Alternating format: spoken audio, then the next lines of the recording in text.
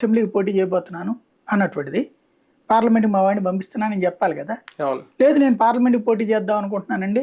మీరు తర్వాత నాకు ఇయ్యాలి అవకాశం అని చెప్పి మాట్లాడుకోవాలి కదా! హ్మ్. అది వదిలేసి ఇన్ని సార్లు ఇంత ఇష్యూ అయిపోయాక హ్మ్. మళ్ళీ నాకు అమిత్ షా చెప్తే చేస్తా, హ్మ్. మోడీ చెప్తే చేస్తా. అది బీజేపీ లాయలిస్ట్‌గా ఉన్నాడని బీజేపీ నమ్ముతదనేటువంటిది ఒక ఫీలింగ్. అవును. భారతీయ జనతా పార్టీకి ఆయన లాయలిస్ట్ ఏంటి? భారతీయ జనతా పార్టీనే బలవంతంగా గుంజుకొచ్చి తెలుగుదేశంతో పెళ్లి చేస్తే హ్మ్.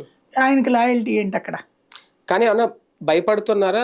ధైర్యం చేయలేకపోతున్నారా? పిఠాపురంలో ఈయన బరిలోకి దిగడం అంటే, అక్కడ ఇంకా వర్మ ఒప్పుకోలేదు. వర్మ మద్దతుంటే ఓకే. ఈయన బరిలోకి దిగేస్తారేమో డేరింగ్‌గా. లేదు ఆయన ఇండిపెండెంట్‌గా బరిలోకి దిగి, ఈయన గనక కూటమి అభ్యర్థిగా దిగితే, వంగా గీత లాంటి వ్యక్తిని తట్టుకోవడం, వాళ్ళిద్దరి బలం ముందు ఈయన బలం సరిపోదేమో. ఆ ఆలోచన ఏమన్నా ఇంకా ఆయన ఏం లేదు. వర్మది ఆల్రెడీ మొన్న చంద్రబాబు పిలిచి చెప్పడం ఆయన కూడా ఒప్పేసుకున్నారు కదా! తర్వాత రేపు గెలిచిన తర్వాత మొట్టమొదటి ఎమ్మెల్సీ స్థానం తనకే ఇస్తానని హ్మ్. క్లియర్‌గా చెప్పేశారు. హ్మ్. ఓడిపోతే ఇస్తామని కూడా చెప్పరు కదా!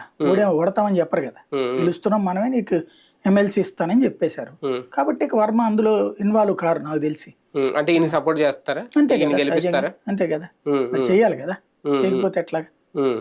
కానీ వంగా గీత ముందు నుంచోవడం అంటే దానికి ఏమన్నా భయపడుతున్నారు ఈయన? ఎందుకుంటది అందులో భయం? ఈయనకి హ్మ్. ఇంకా వగ్గాగీత ఈయన కా చూసి భయపడాలి గానీ, హ్మ్. ఆవిడని చూసి ఈయన ఎందుకు భయపడతాడు? హ్మ్.